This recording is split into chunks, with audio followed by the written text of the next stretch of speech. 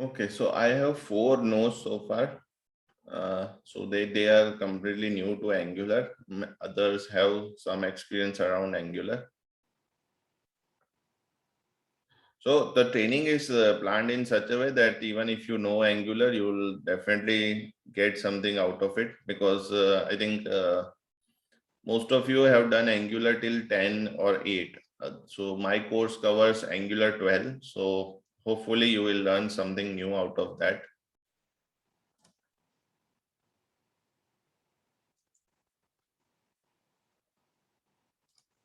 Let me quickly start.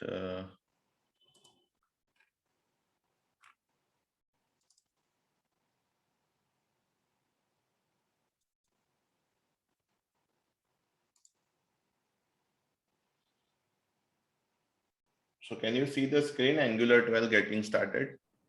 Yes. Yes. Perfect.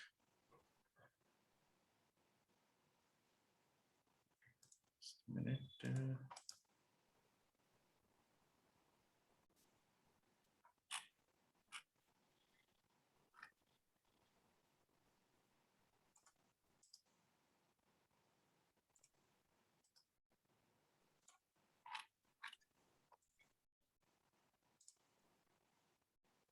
So this is a bare bone introduction of Angular 12. I'll try to make it very quick. So it's justified for the people who doesn't know it, and for people who know it. Very quickly, Angular is a modern JavaScript framework for building client-side application using simple HTML, CSS, and JavaScript only. So this is my version of Angular. It's a super cool, high-powered JavaScript framework that makes you fall in love with front-end development. So I personally used to hate JavaScript development because, in my opinion, JavaScript is one of the worst language that is being created in the world. But then, Angular made it bearable for us initially. And then with Angular 2 onwards, with TypeScript, it was very much like C# you are writing on client side as well. So that's why I really like Angular. It gives you a very good structured framework to build a very large applications. So it can be used for desktop and server side development. So something called Electron is there, where you can put the entire Angular application and it becomes a desktop application. And some of the components that are used in Angular can actually be used on server side in Node.js application as well.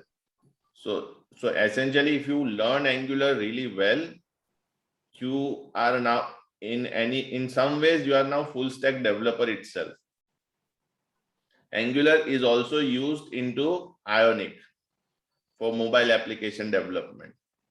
So Angular has multi benefits. If you thoroughly learn it and understand all concepts well, you are a full stack developer after this. So why should we have another framework for development? We already have so many frameworks in the market. So Angular was one of the first uh, languages or framework who conceptualized this thing. It's called expressive HTML, where they allowed you to create custom elements within HTML. For example, main container, user profile. These are all custom elements which was possible in Angular only. Now it is possible in multiple languages or multiple frameworks, but this was the first thing that Angular did. Powerful data binding feature. So Angular was not the first one to do all those things, but it was the first one to effectively do it. It combined it with multiple features, so you had everything in one. And to nowadays also, two-way data binding is something that only Angular does very effectively. Something like React and all those, they are very good at one-way data binding and event binding, but very few frameworks such as Angular does two-way data binding really well.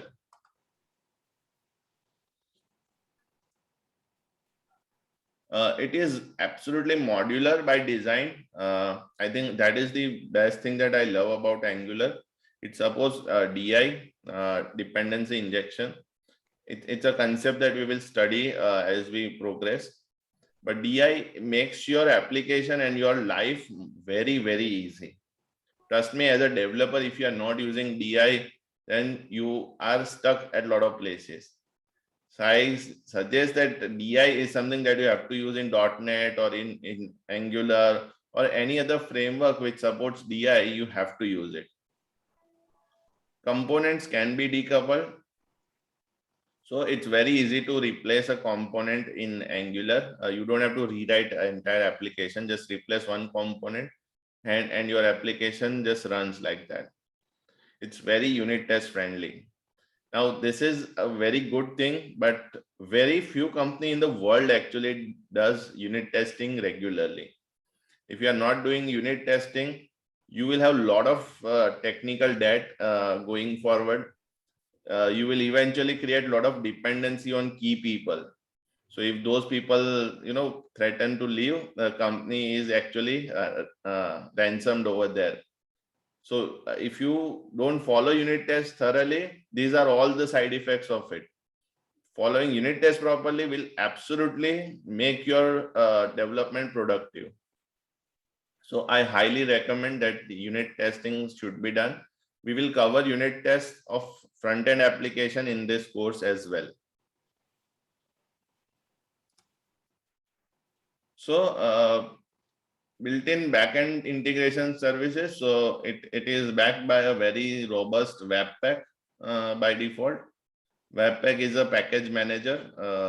So what it does is it takes in all the JavaScript, does a lot of processing on them, and then produces the final output.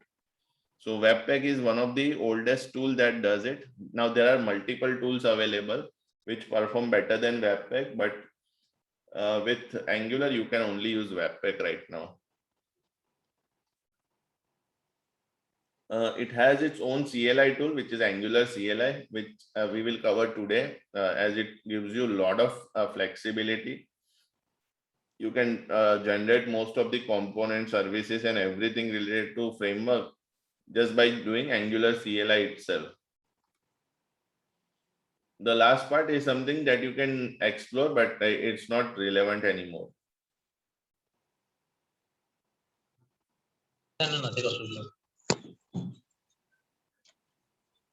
So this is the anatomy of an Angular application. As you can see, it's a very simple structure. There are components and there are services. That's it. This is the entire anatomy of an Angular application. So let's understand what is a component.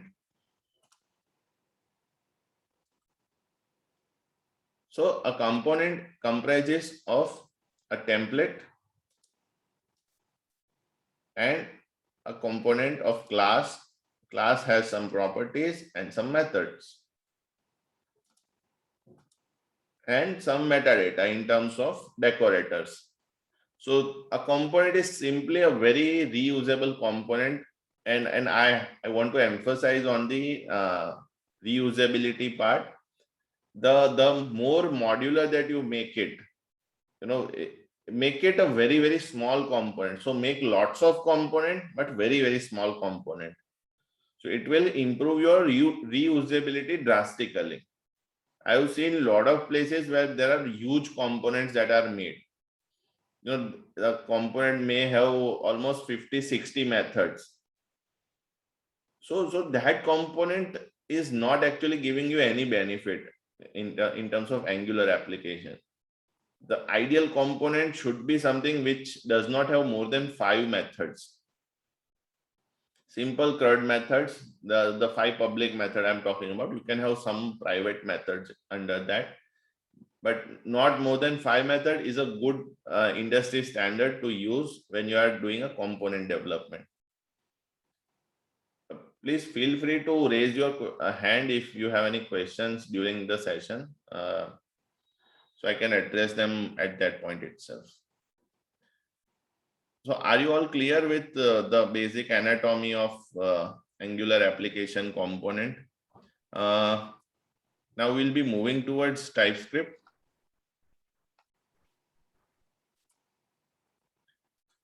TypeScript is open source language from Microsoft. It's a superset of JavaScript. It can be transpiled to plain JavaScript. It is strongly typed and it is a class-based object orientation. So these are all things that is added into JavaScript, which makes it feel more like C# or more of a server-side language, because JavaScript is a loosely typed language. So you will not catch any errors unless it will only be visible in runtime. But with TypeScript, a lot of the errors can be caught when you are compiling it. So transpile is a process of converting one language to another language. Compiling is a process of converting the source language into machine readable language. Transpiling is just one high level to another high level. So that's the main difference between transpile and compile. It is a superset of JavaScript, so it has all the features of JavaScript. So any JS file that you have right now can be converted into TypeScript. It will just work as is. But TypeScript adds many more features which are not there in your typical JavaScript. For example, newer ECMAScript standards. The recent one was, I think, 2021, ES 2021. So a lot of the browser-based implementation so far supports, I think, something up to ES 2019. So browser is 2 years behind from the current standard. So if you want to use the latest standards in your development, you can use TypeScript, and then it converts it into regular JavaScript. It can convert it into any JavaScript, so to say. It can be as far as ES3. So ES3 was somewhere around 2012-13. So if you have a requirement to support very old browser also, it can be used. So that's about it on Angular's introduction. Any doubts so far? No. No. So this question is more towards people who are learning for the first time Angular. So I encourage you to ask any question. So one thing I firmly believe, there are no stupid questions, only stupid answers are there. So don't worry about it. Any question in your mind, you should ask it.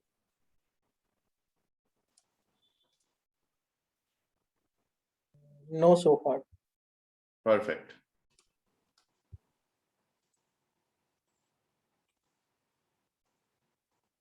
So now we will move into the Angular CLI.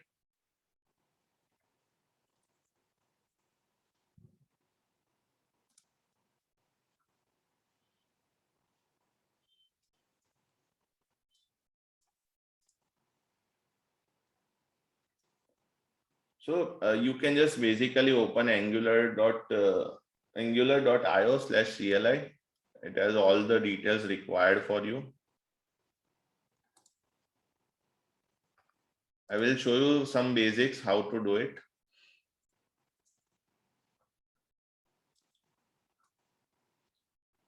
So basically, when you want to install Angular CLI, first you need to have Node.js and npm installed. I think that's very basic, and most of you are capable of doing that easily. So I'll not spend too much time there. How you can do is npm install -g Angular/CLI. Now, can anybody tell me what is the meaning of -g over here? Install globally. Correct. So what it will do is it will install this into a global cache of npm. So it is available in your command line for multiple application. I've already done that, so I will not execute this command. You can do it at your end. Once that is done, you can go into your specific folder. So I suggest this structure, D drive and training. In that, you can get all the applications that we are gonna do in this entire training. And you can do ng new my app. It will create the ng is the Angular CLI alias, and new is will create a new project. My app is the name of your folder.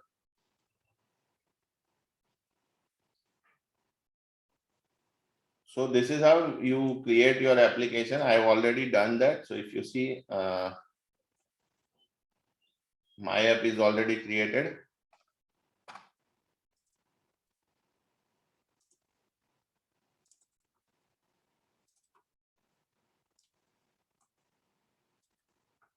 So this is the application that I created, my app. As you can see, all things are set up. What you can do now is go into this folder, right click it and click open with code.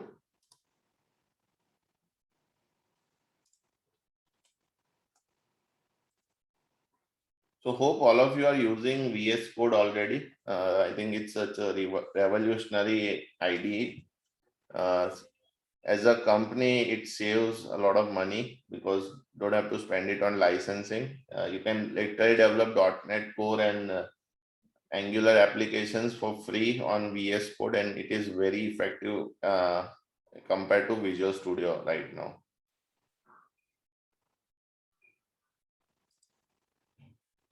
So is everybody with me? Have they created their own my apps? No, creating just a 2 minute. No, Chintan. So I suggest you follow on with the instruction like this itself, so we can address doubts as it comes. Chintan, while executing npm install, I am getting error that unable to get issue certificate locally.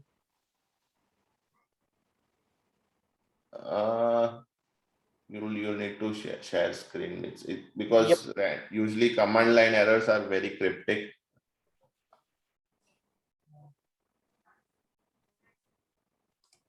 So if you stop sharing, I can share my screen. Yeah, please.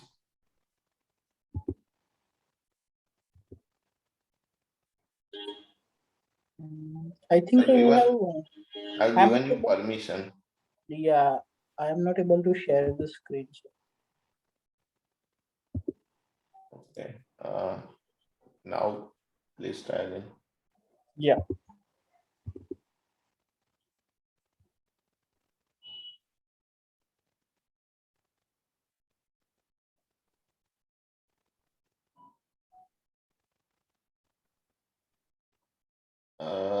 Okay, so you are in administrator right now. You can just open on a regular command prompt itself. You don't need admin for that. Okay.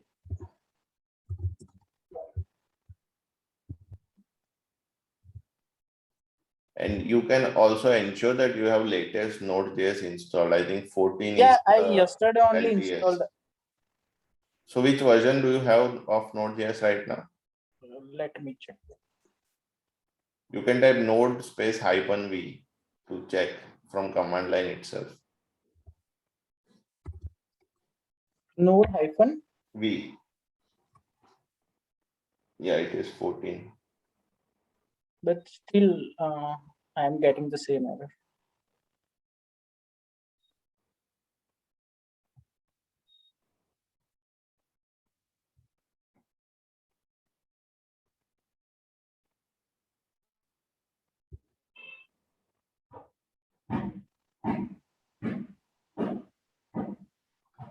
So there is one switch that you can use in this case. It is called ignoring the certificate errors. Okay, so can you please provide me that? Yeah, just a minute.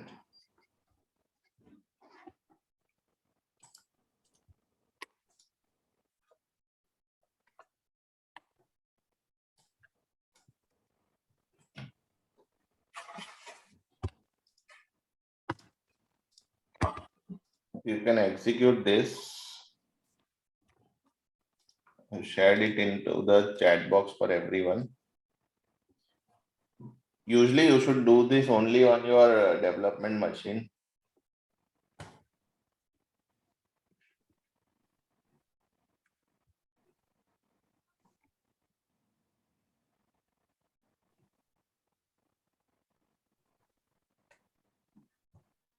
So this ignores the certificate errors temporarily. Once you restart it, it will again work. It will again check as SSL. So definitely you need to fix it somehow. It's a temporary workaround that I've given you. So how we need to fix that? Do you have any suggestions there where we need to check? It's a very complicated issue, so it's not a simple solution that I can give. Basically, you have certificate manager in Windows that will issue all these certificates. So something is corrupt over there. So that's why these issues are coming.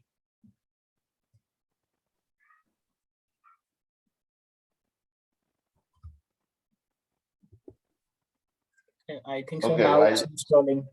yeah, it is installing now. So you can stop sharing and I'll share my screen again. Thanks. Sure. Okay. So while that is being created, I can take you through the all the files and folders that we'll be using in this Angular application. So those who are already familiar with Angular application, I would recommend if you can help me understand this structure. That way your concepts will be refreshed again. So let's start with the Angular JSON. Can anybody explain me or walk me through it?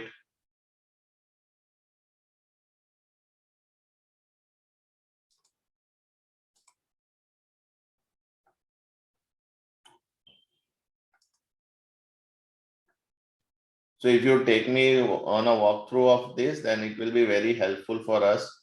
So I understand that you understand really well Angular part of the things. Maybe you don't have to do it by your own. One of you can take initiative, and then those who know, then they can carry it forward. For example, you can start by explaining what is this schema node is. Can anybody tell me what is schema node used for?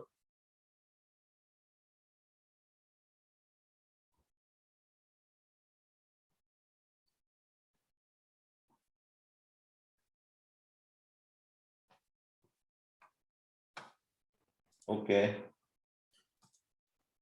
So schema is mainly used for providing this structure that we are following right now for the angular.json. So when you install Angular CLI, it creates this schema folder, and that is the JSON file is there. So that is an absolute necessary thing to have. So version, it does not have much impact right now because it always stays 1 since it started in angular.json. So no new revision has come into this format. Whenever it comes, it will change the version. Next is new project root. Can anybody tell me what is this new project root?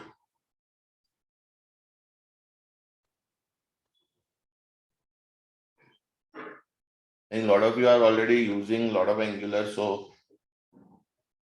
let's make it more interactive. Even if you are wrong, then you'll learn something.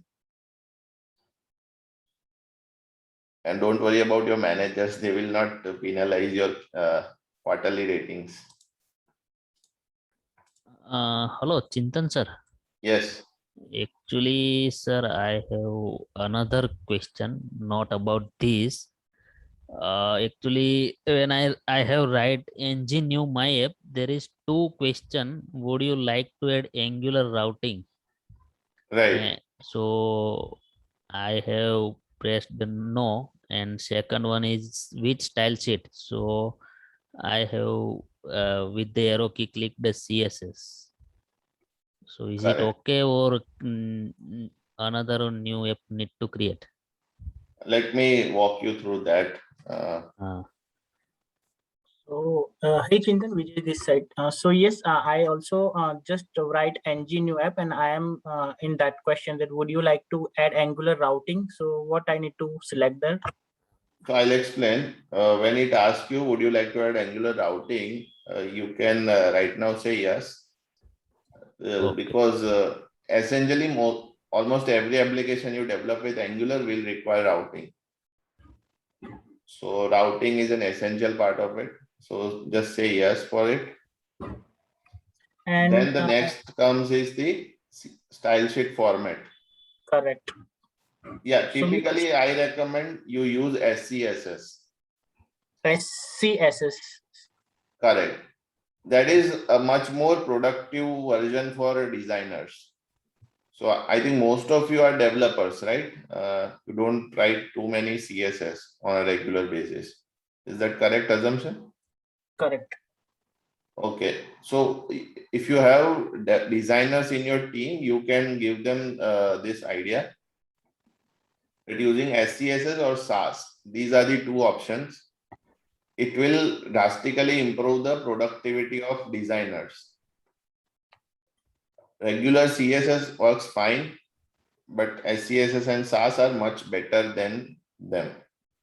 So right now you can just use CSS. And once you hit that, then it will create the entire structure and will start installing packages.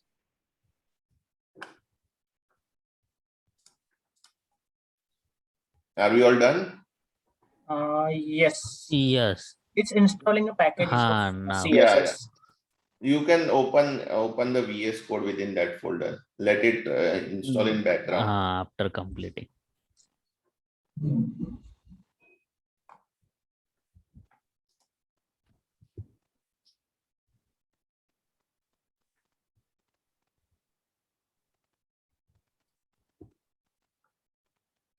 So I see many new faces over here, and some of you I know personally since my last visit.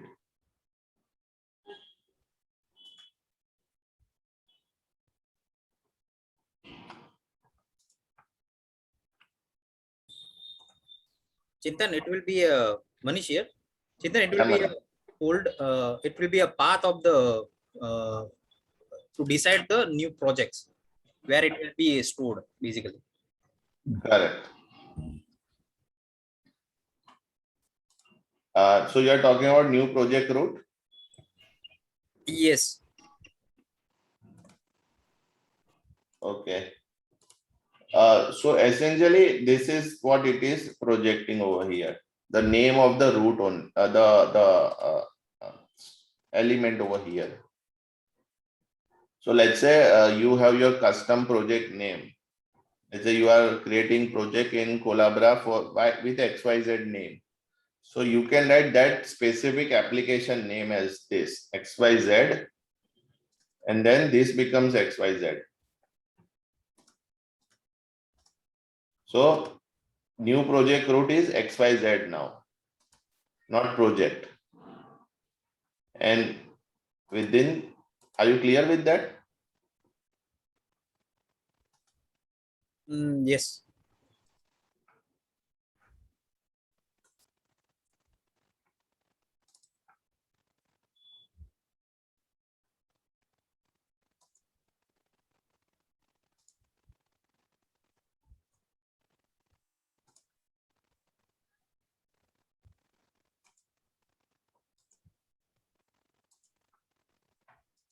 Now within that, you can, so now it is called workspaces.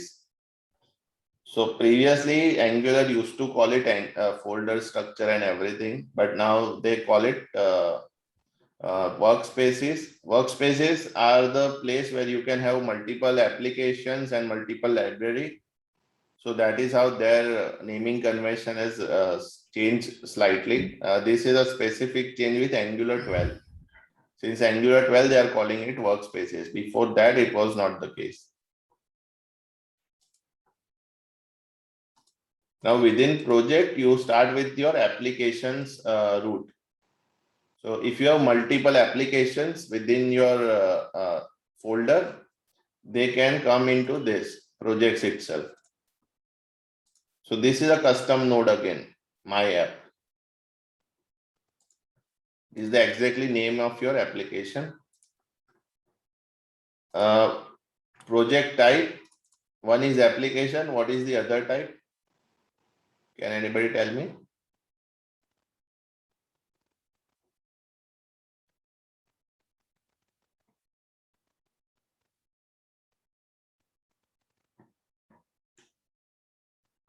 So other type is called library.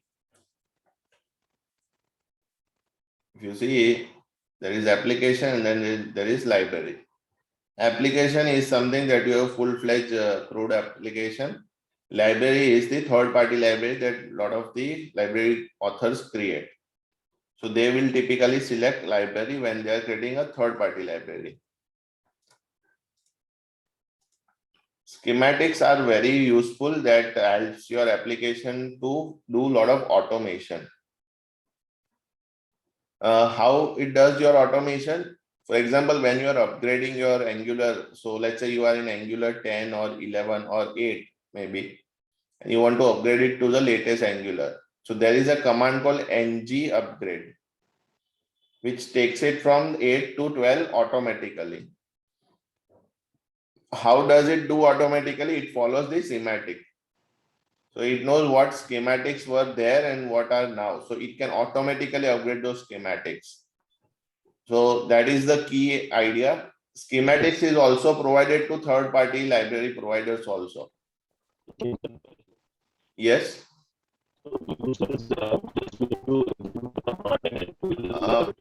Paresh, I cannot hear you clearly. Your voice is broken right now. Yeah, Paresh, it is for everyone.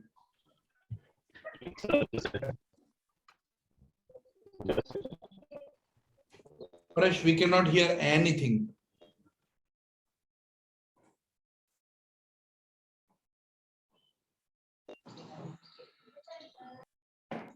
Am I audible, Chintan? Yeah, better. Just wanted to know, once we execute that command, that takes us to the latest version of the Angular, right? Yeah. So then after, do we need to perform some manual steps or anything, or how it will work? There might be something new been added by the Angular, right? And we wanted to leverage those new functionalities, and that's why we are planning to upgrade, right? Right. It is not something that we just upgrade it, right, without knowing any facts, right? So how that things we need to take care, basically. So what happens when you do ng upgrade is that it upgrades things which it can control. For example, Angular internals is something under its control. So it will upgrade all those things. Where your manual step comes in is the third-party libraries. So if the third-party libraries does not use schematic, they need to be manually upgraded to match the Angular 12 version. Many of the libraries are already into using Angular schematic. So most of them will automatically upgrade. But if you don't have all the libraries which are automatically upgraded, then that involves some manual work to upgrade those specific third-party libraries. So what we need to keep in mind while writing any code in future, since the Angular is releasing their versions very quickly, right? Right. So what thing we need to keep in mind as a developer, so that in future, if there is a new version, we can easily leverage that and we can easily move to that specific version. So my question is basically to my Bangalore team, Parvez, Shreya, right? We recent past 6 months back, we migrated from Angular 4 to 8, right? So whatever challenges you face, just if you have any question around it, just ask Chintan and get the answer, right? Khalid, Shreya, everyone, even the Manish, right?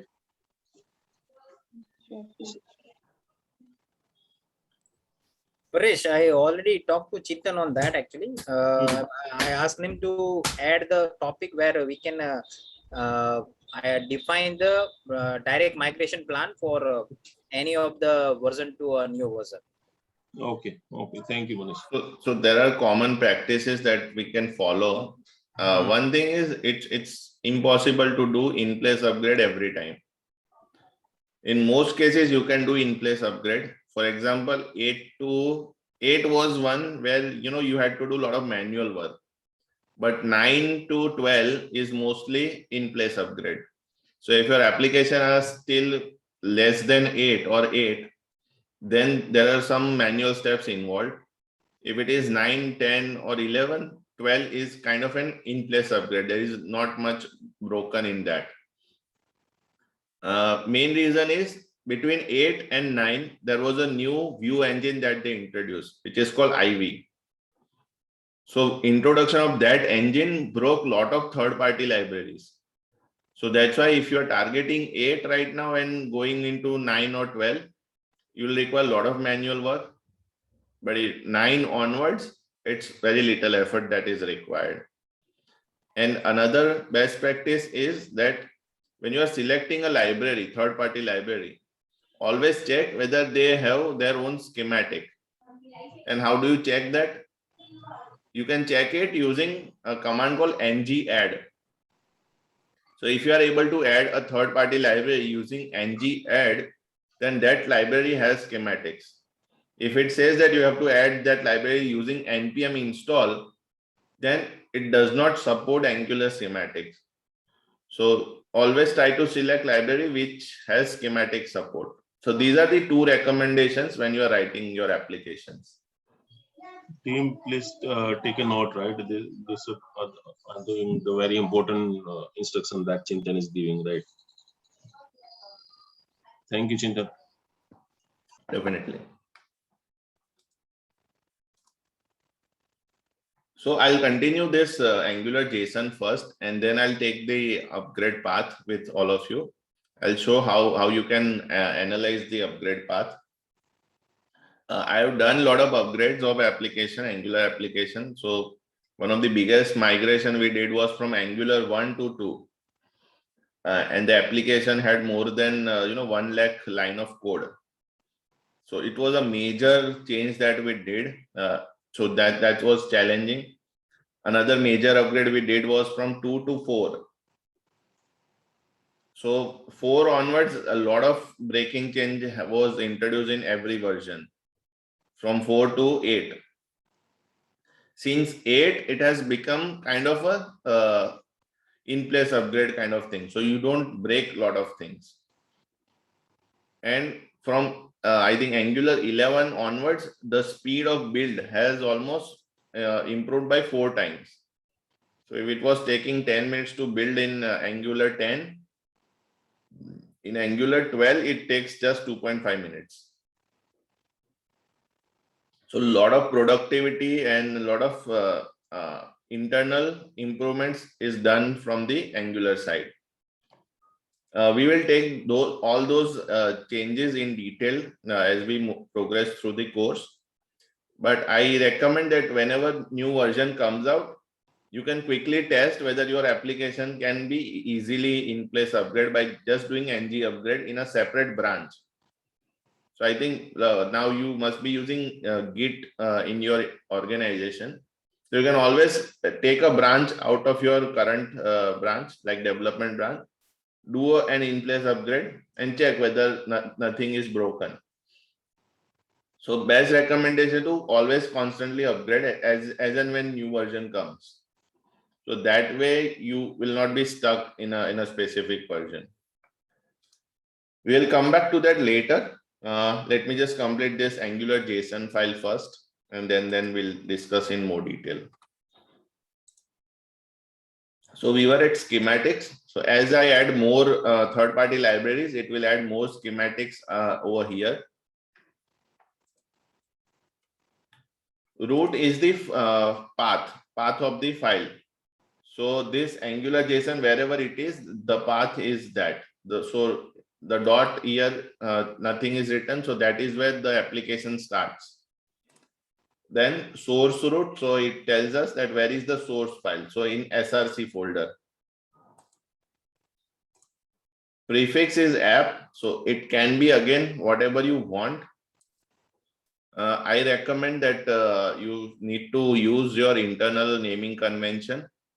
For example, department can be an internal thing. For example, if you are building something for your, let's say HR department. So it can be something like COL hyphen and then HR. So company name Collabra hyphen HR department. That could be a good prefix to use within your application. Don't use simply app because that's very common. Any doubts so far till here, prefix, before we dive into architect part?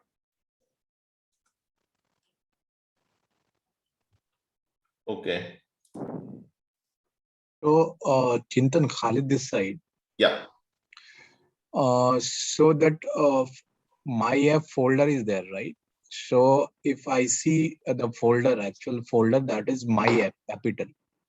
But I can see you have changed it to small my and then app. The line number. Yeah. So that is actually small only. In VS Code, whenever you open any folder, it will capitalize entire name. Okay. Thank you.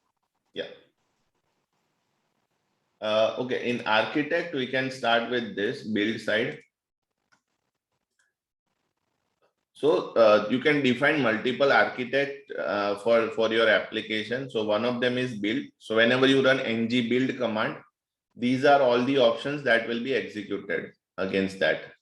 So accordingly, you can do a lot of your own custom architects. So it does right now 4 basic architects. One is ng build, serve, extract. So if you are using internationalization within your Angular application, then this extract I18N is there. And then there is the test application. So you can define your custom ones as well. Okay, now moving forward, builder is the first one that you see. So what Angular team has done is to shield developers from complexity of Webpack, they have created builders. Builders are nothing more than just a configuration of Webpacks. How the Webpack should run according to this configuration is defined in this builder section. So if you see over here, what it says is Angular dev kit / build Angular for browser. So this builder is configured in such a way that it will build application for the browser usage. Now, what are the alternatives? There can be another builder called Universal. So it is a server-side rendered application. There can be desktop. So if you are going to use Angular into a desktop application or Angular if you are using in Ionic, then only this part, browser part will change. Because they will require specific treatment according to that platform that you are going to run. So that is the only difference over here. Then you pass a lot of the options to this builder. That okay, what is the output path? Whenever I build application, it should go in this /myapp folder. What is the index file? Index HTML file. This is my index HTML file. Which is the main file from it should start is main.ts. Do I have to use any polyfills? Can anybody share what is polyfill with me?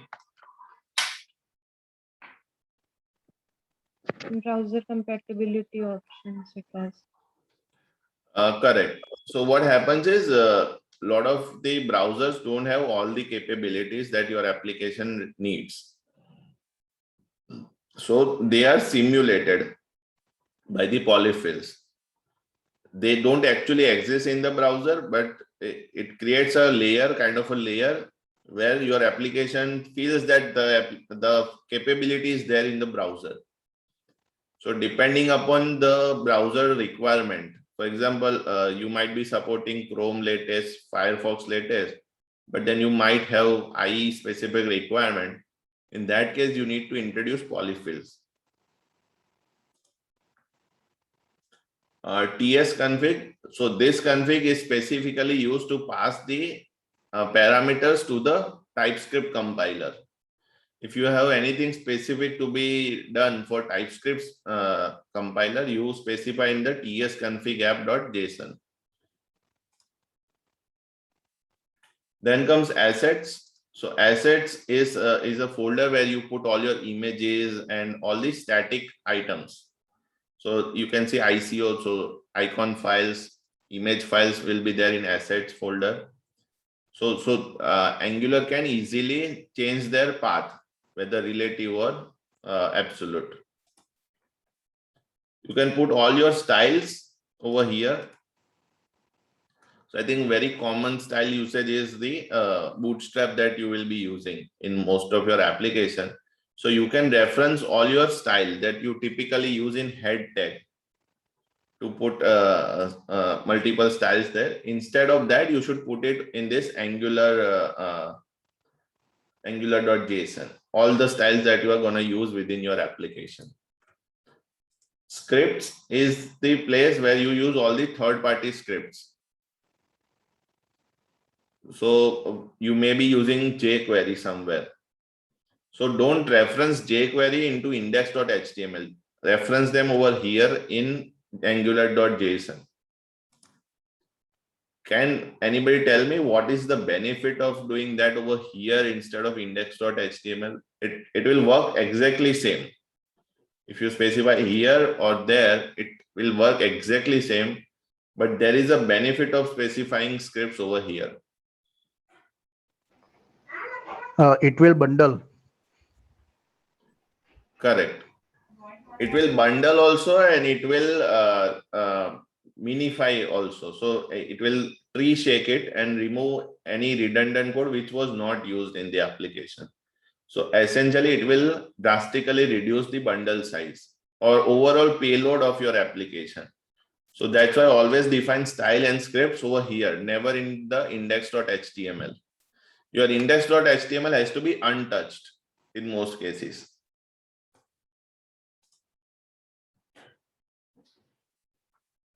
Okay, so that is the options that you can pass to this builder.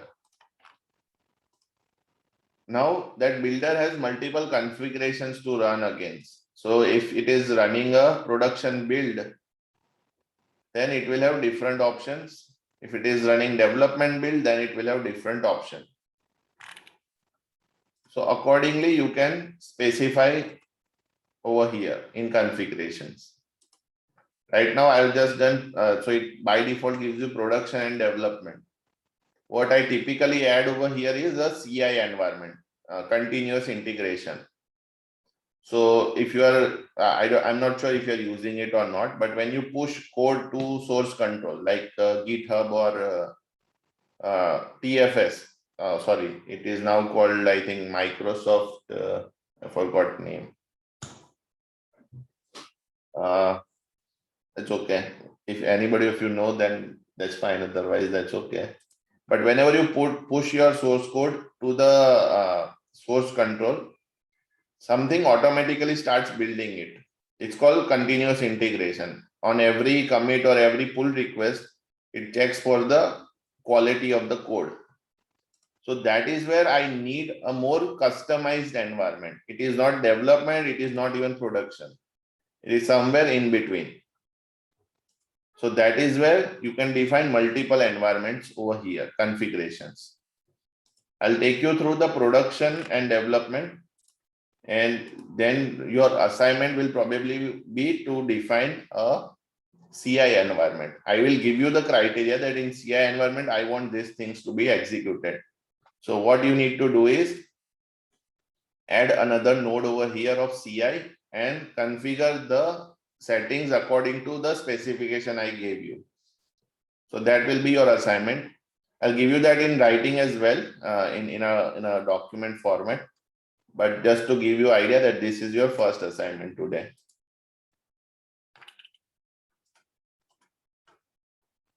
So let's go through this production node. If you see, budgets is something that was introduced from Angular 9 or 10, I think, for best practices purpose. So what budget does is it fixes a budget that a single JS cannot be greater than certain size, and a style sheet cannot be greater than certain size. So if you see over here,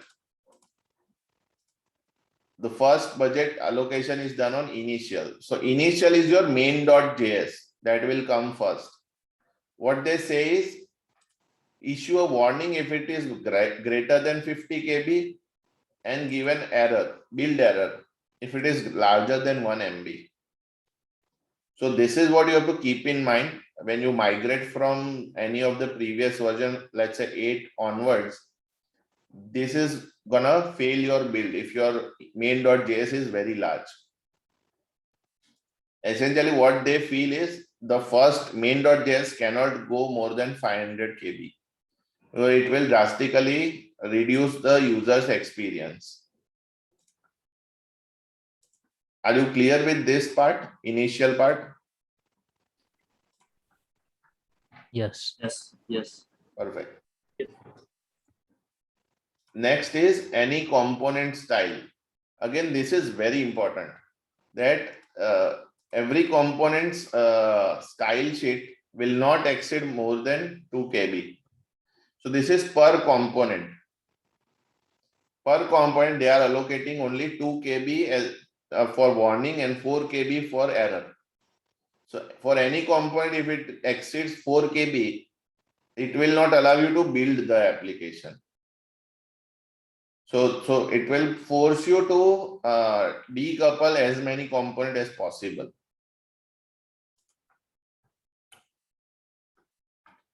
And you can define multiple budget over here. It all depends on your requirement and your performance requirements. But these are some of the basic ones that they have given. File replacements. So what it does is it replaces environment.ts with environment.prod.ts over here. So this you can use to replace multiple files.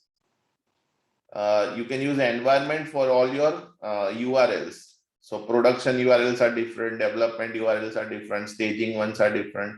So you can define multiple options over here. And last one is output hashing. Most production applications nowadays are deployed on CDN. So when you deploy it on CDN, one of the biggest challenge of CDN is to invalidate a file. So when you open an application, it downloads a lot of files, and first time when it is called, it will cache it across the globe. So let's say your application is deployed in US data server, but once I open it in India and CDN is triggered, it will cache that into the Bombay server for me. Now, how will it know that whether your main application has changed or not? So that is where output hashing will be of use. That whenever you make smaller changes, even 1 byte is also changed, the hash changes. So it will invalidate file. That way you will not run into the problem of invalidation with CDN. So these are the features of production configuration. Production builds are very, very heavy. They take a lot of time. Development are lighter ones because we disable optimizers. We don't need optimizers in development. Vendor chunks are excluded over here. Usually in production, it is included. We don't need to extract licenses in development. In production, you do have to extract licenses. because a lot of the licensing, GPL and all those, mandate you that you give due credits to the library owner. If you don't do it, then you are in violation of that license. So production is very complicated and you can get sued for not following licenses properly. So it is always extract license is set to true in production scenario. In development, you might be doing debug, so that's why source map is required. In production, you don't need source maps. Name chunks are generated in development, but not in production. In production, it is bundled. In development, it is not bundled, they are separate over here. So every component may have their own JS separately. And when you are running a build and you don't specify anything, it will by default take production as a configuration. So are you all clear with the entire configuration part, specifically production and development? These are very important concepts. Yes, Vijay, you were asking something. No, I'm just saying done. Okay. Any questions so far? These are some of the concerns where most Angular developers are not very clear how to use angular.json. So a fine defined JSON over here can ensure quick builds for your company also. So it's imperative that you understand it thoroughly.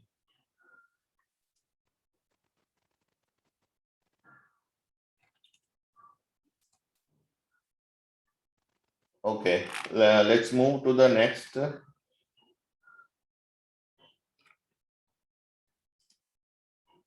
Next is serve. Basic, as I said itself,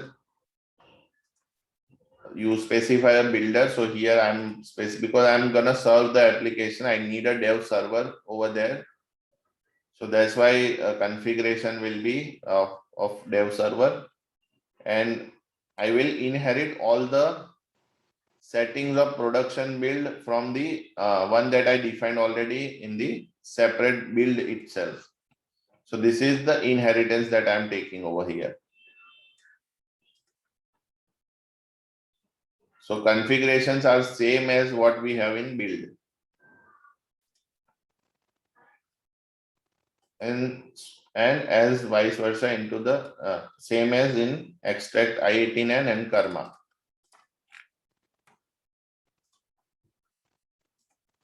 You may have multiple projects in your angular.json. You can specify which one can be default. So whenever you don't define any application, for example, here if you see all the commands, it says ng run my app :test. So if I just run ng run test, then it will by default take my app. But if you have specific apps to run, you can run it. So this concludes your entire angular.json. Any questions before we move into the next one?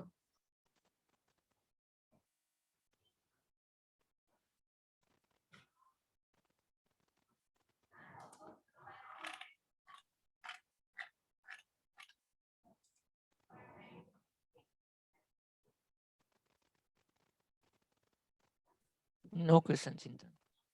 Perfect.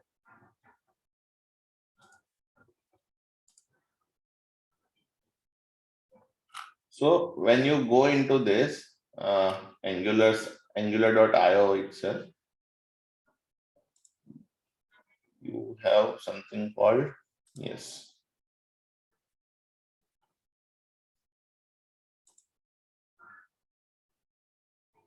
Let me check.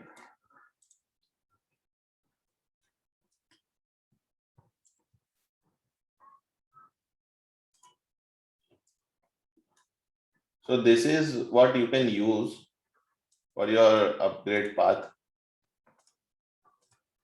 Update.angular.io is the place where you can go and test what will be the path for you to upgrade. For example, you are right now on, let's say 8 and you want to migrate to 12.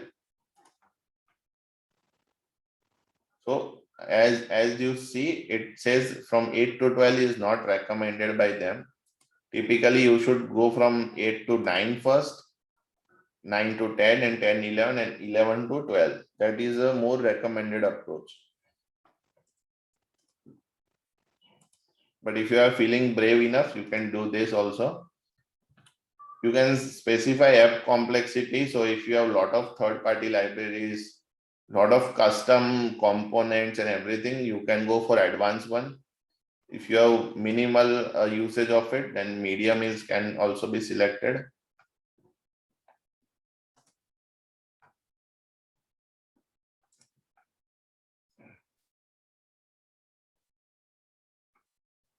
If you are using Angular material, you can always mark this thing. If you are not, I think you are using Bootstrap, right? Or are you using Angular material also?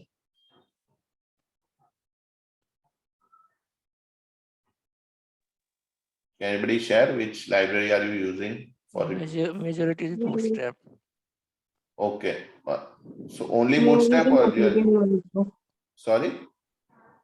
We are using material also. Okay. So you'll need to select this also. I usually recommend not to use both libraries at the same time because they both are kind of a same thing. So it just loads your application much more. So you can use this guide over here, which says that, okay, before updating, you should do this thing during update.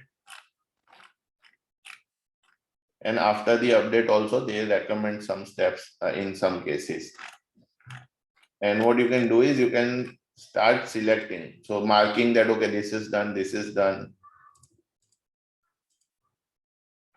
So this is pretty much self-explanatory when you want to upgrade. We always use this whenever any major version is to be upgraded.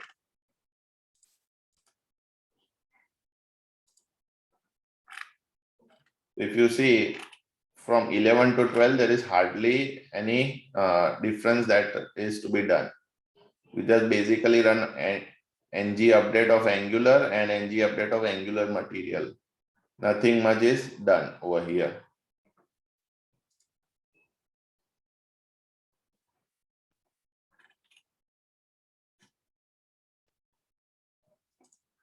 Any doubts in this segment? 8 to 12 is a complicated one, but 9 onwards, it's pretty much straightforward.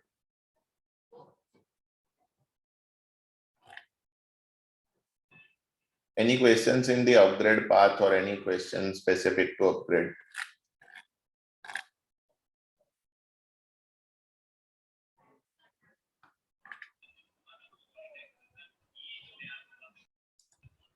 No. Okay.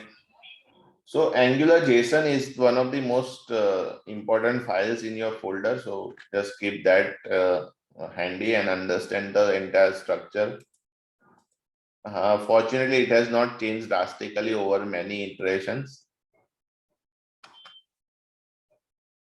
Next file is the karma.conf. This we will cover when we start with the unit testing part. Right now, it is not required. Package JSON is where all your typical packages are stored. So whenever you add anything using ng-add or npm install, they will appear over here in package.json. And you can specify custom scripts also here. So you can type npm ng and then it will run the ng command. So npm start will execute ng serve. So this is how you can define your own custom commands. So we will aggressively define a lot of custom commands over the time.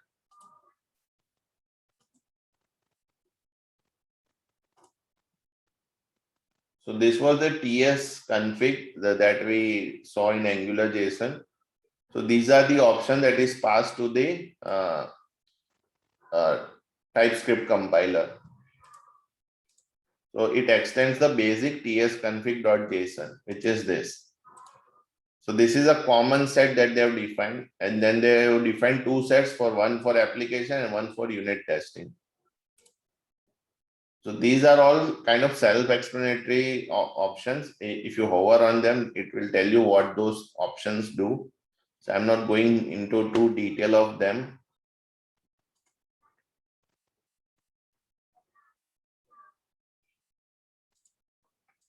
So when you are into production or browser-based application, it does this option that you have to use main file and polyfills. So in test environment, you don't need polyfills. You can just directly use a main file. And it will tell that, okay, include all the typings. So the definition files. This convention is called definitions. So star.d.ts.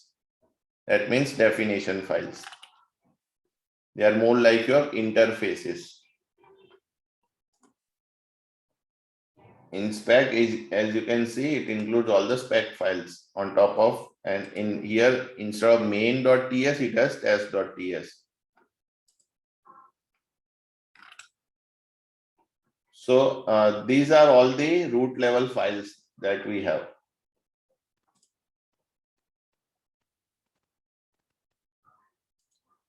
Next is the internal structure.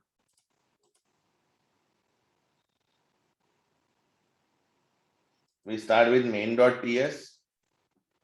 So main.ts is the one where everything starts. This is where you specify which app module to bootstrap, and accordingly the application will start. All things that you want to do before your application, you should do it before this line, platform browser dynamic line. So if you want to set URLs and anything of your production environment, you can do it in the environment file, and they all will be available over here itself. Then once it is booted, these things are not useful then.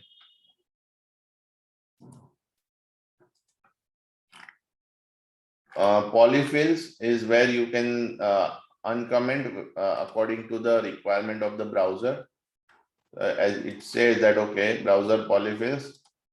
If you are gonna use I11, if your application supports I11, you can uncomment this part. And it also gives you instruction that you need to run npm install of classlist.js.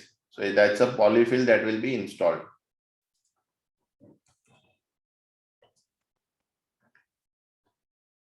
So accordingly, you can review this document that they have given and then uncomment according to that. And then if there are any specific requirements, you can always bring them. Polyfills are there for a lot of the advanced usage also. It's not that it can only be done for older versions only. If you are going to use something from ES Next. So ES Next is the version of JavaScript which is not published yet. So ES 2021 is something that is already published, but ES Next is work in kind of a beta version of the ECMA standard. So if you are using any features from that, a lot of the browsers may not support it. So for that specific import also, you can use polyfills.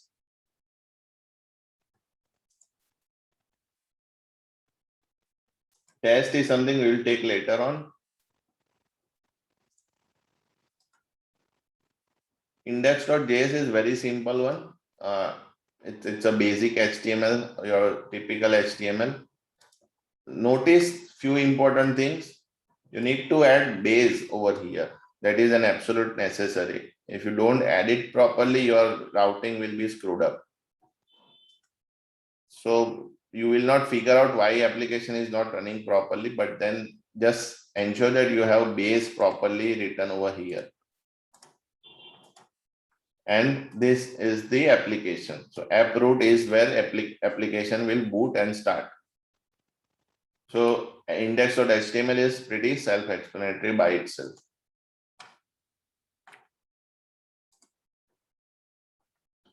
Then starts the components.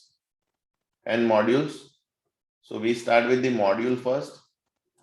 So app module is the first one, that is Bootstrap. Tomorrow when we start with component, I will explain the entire hierarchy and module hierarchy. Right now you just need to understand that these are the decorators ones. They are the decorators that add all this metadata on top of this class. So if you see, the class itself has nothing. It has no logic within that. Everything is done through ng module. So ng module will execute all those things. So app module is Bootstrap, and within that, it will bootstrap app component. Let's see what app component is. So this is the app component. Again, a similar structure of decorator @component. It tells the browser that, okay, selector is app root that we saw in index.html. What is the template we want to use for that, and what is the style URL. These are all relative ones. So the class itself has very minimal logic. It just has a property with title MyApp. Let's go into the component.html.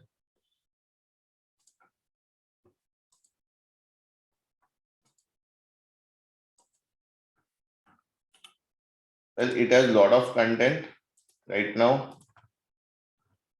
Main part is this only. So whatever the title that they have defined in class over there is the property that will be assigned over here in spam.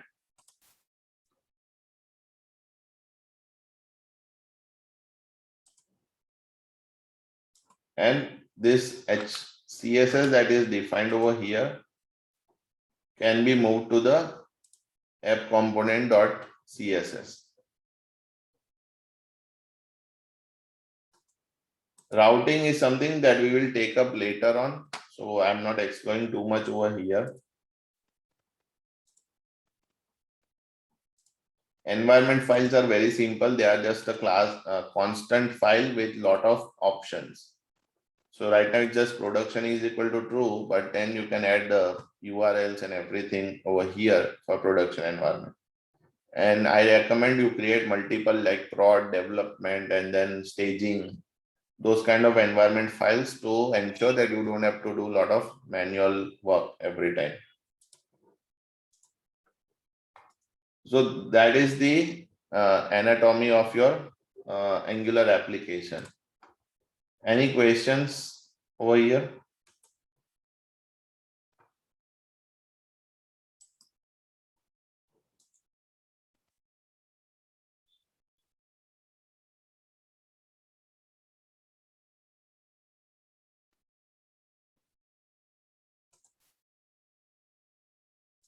So this was all the things that we wanted to cover on day one.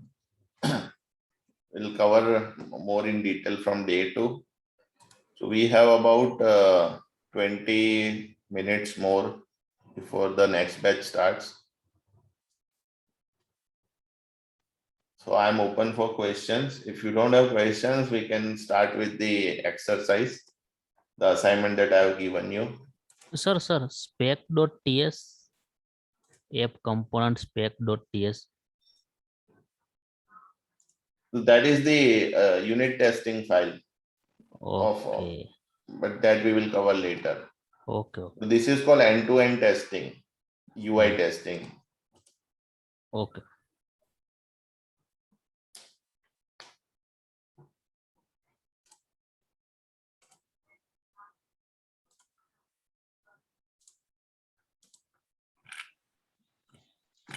If there are no questions, then let's start with your assignment.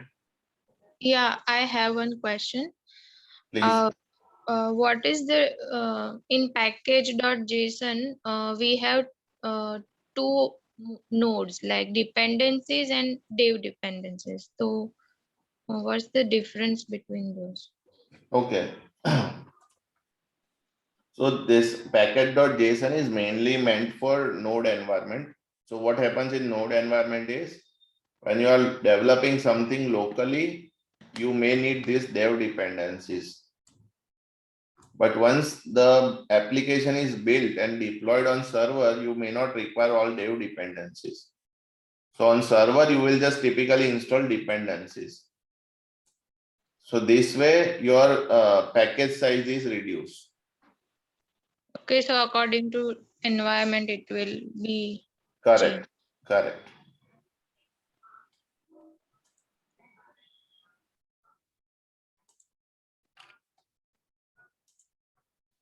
Any other questions?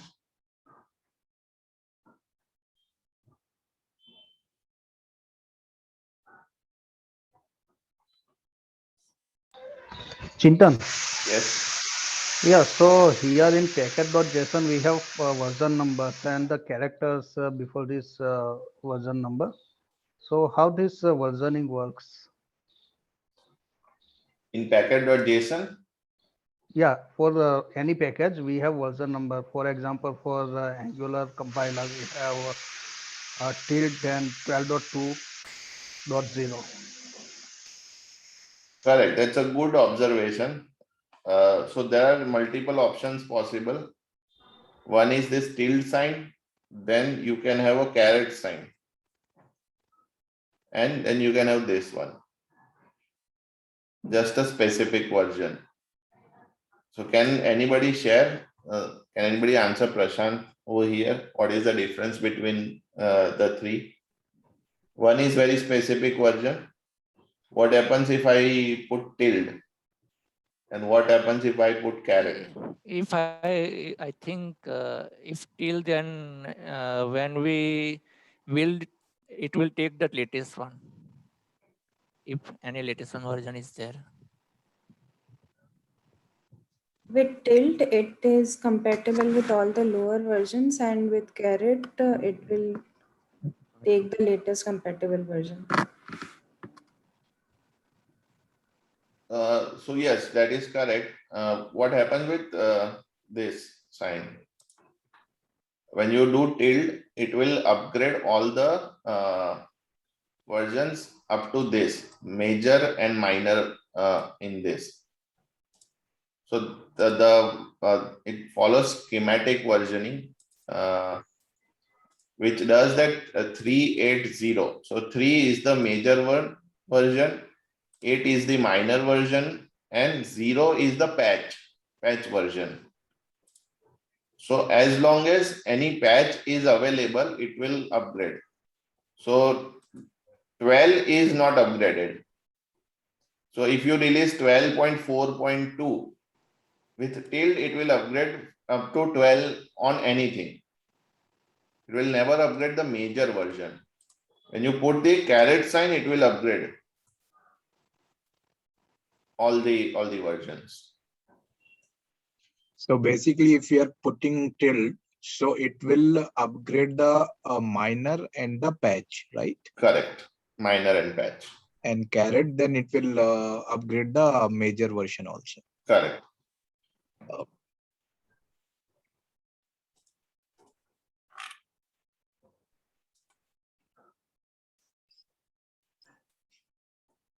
Any other questions?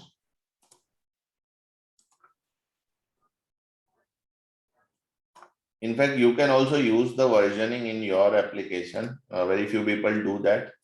But when it is 000 over here, you can define your versioning here and use that as a tagging into the GitHub. So do you use tags to track the different versions of your source code?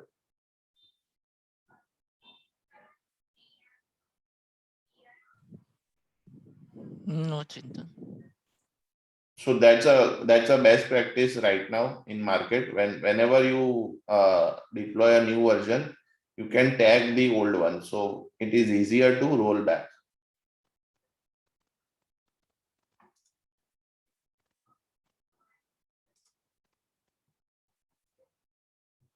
Do you guys follow Scrum in your organization right now? Jira we are maintaining.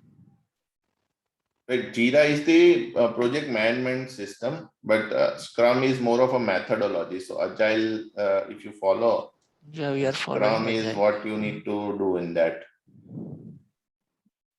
Yes, like kind of Scrum and we use like Well, project wise, when some project we are follow some.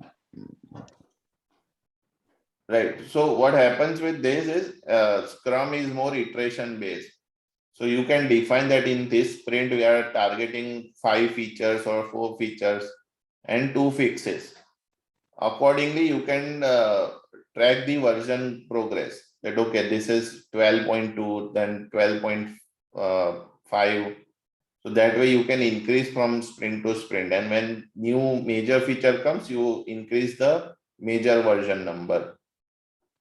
So that's a good practice, and use that version to tag the repository. That will drastically improve how you manage your code base. It will reduce the number of rollbacks that you have to do. Sometimes biggest challenge is how much do you roll back? You don't know when the bug was introduced. So it's imperative that you have a good Git strategy, and version helps with that.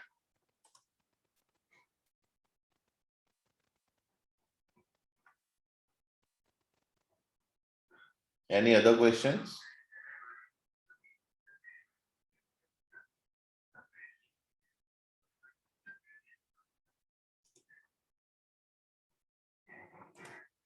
Okay, then let's customize the configuration. So what I want you to do over here is define a CI environment. This is how you'll do it. CI.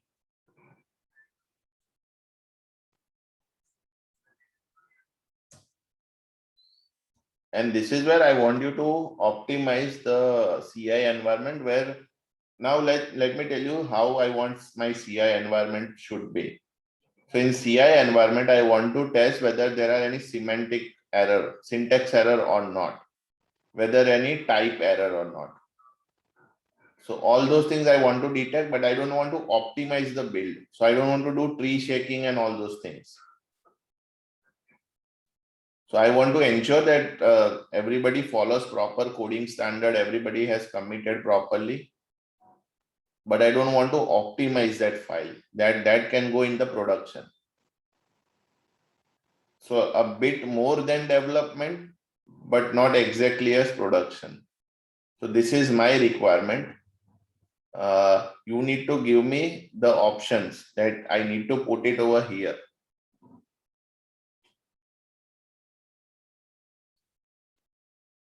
So can you suggest which options will come over here?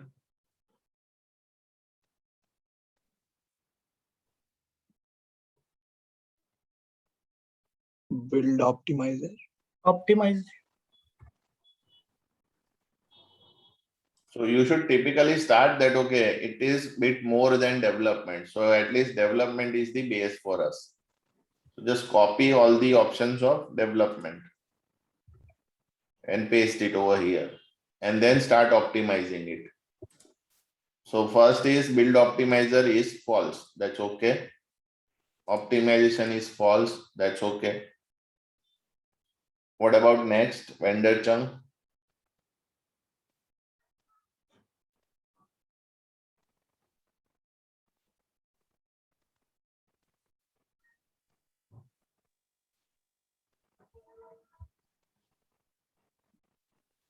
It is false, we can put that. So if I put it false, what will happen? Any warnings or errors will be come to the NG serve. That time it is not, NG serve is not completely success. No, it will not work like that.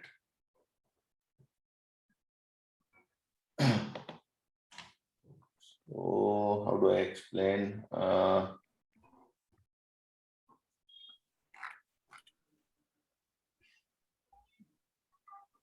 Vendor chunk basically bundles all the third-party libraries into a separate. Is someone speaking? Because I'm not able to hear them clearly. Yes, we are also not able to hear correctly. The voice is This too low. is Yes? Yes, Shreya.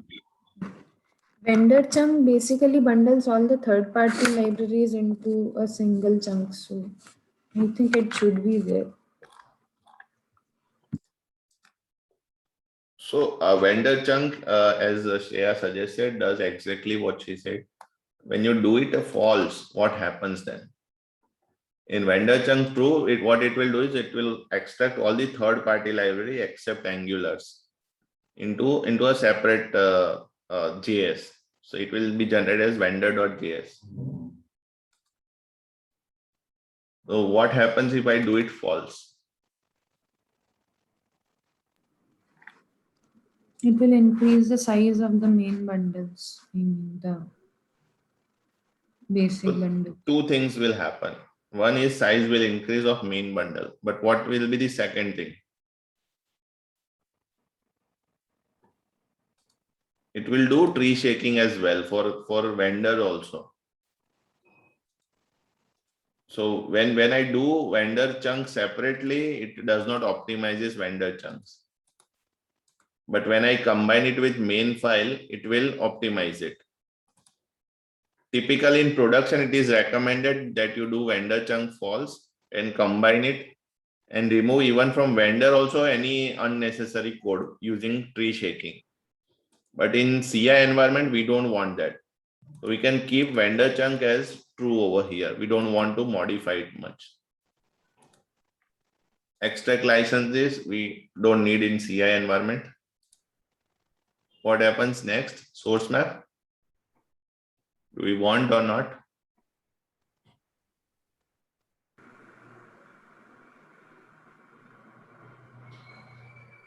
Not required, I think.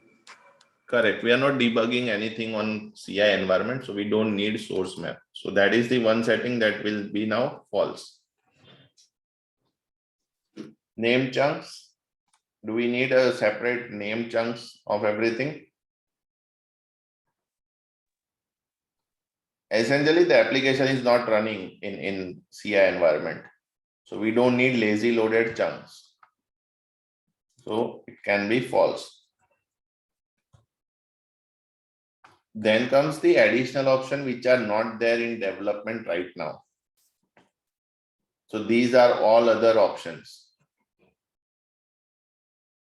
One specific one that I recommend in CI environment is AOT. This will catch all your errors, but it will not work like a production build. In production, by default, it is AOT.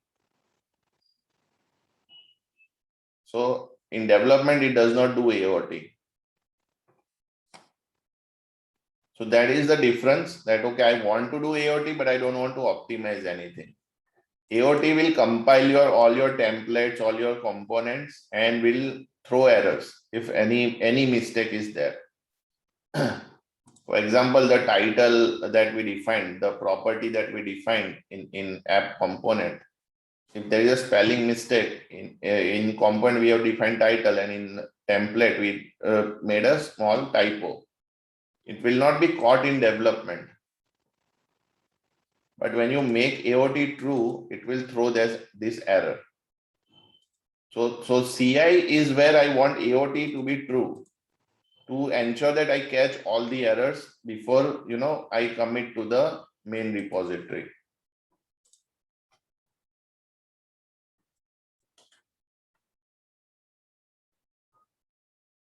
So there are many options. I recommend that you check all these options. They are very important, and it will definitely help you understand how to configure your options in Angular.json. Does anybody know this option? Sub-resource integrity. If you don't, that's again one of your assignment. you tell me tomorrow that what is sub-resource integrity and what is the benefits of it.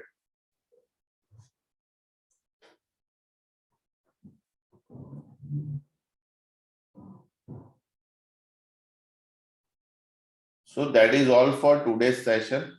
If you have any questions, I can address. Otherwise, I'll like to move to the second batch and we can meet tomorrow. I'll send you the pre-reading material for tomorrow's session. It will be a small PDF about 2 or 3 page long, mostly basic concept that I'm gonna cover tomorrow. It will just take you 10-15 minutes to read on. And then when you come tomorrow, you already have a lot of basic to clear, and then I'll explain you the entire application development post that.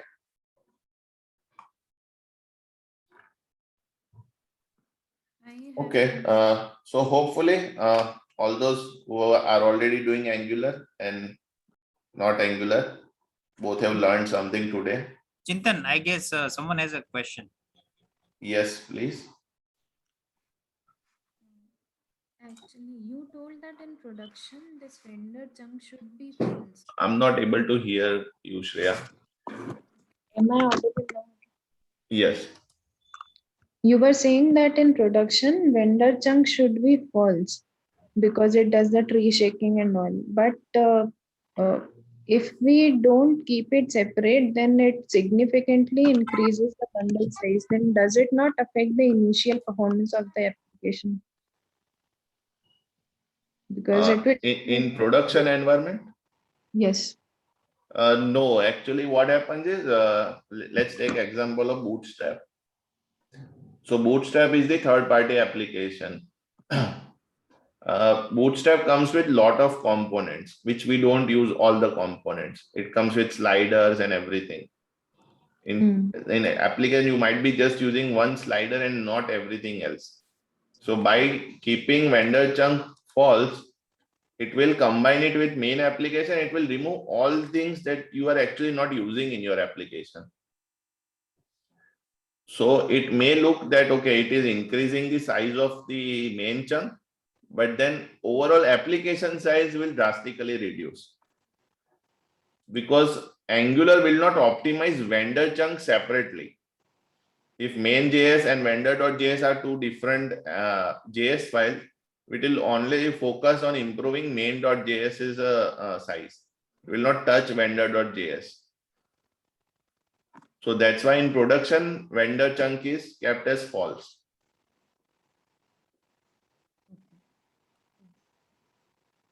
Does that make sense to you?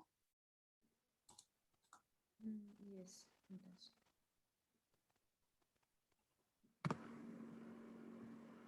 I'm not able to hear from you. Yes, Chintan, I got it. Perfect.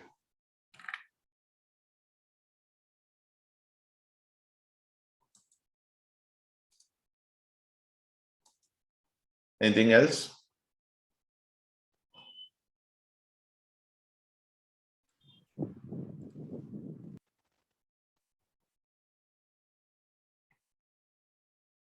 Okay, so thank you everyone. Tomorrow, let's meet at exact 10.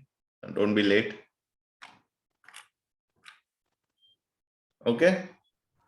Guys, if possible, join before 5 minutes. It will be easier for us. Yeah, I always start at 15 minutes earlier than 10. So it will be there. So if you have doubts, I can discuss before 10 also. Yeah. But don't be late than 10. Before 10 is all good for me.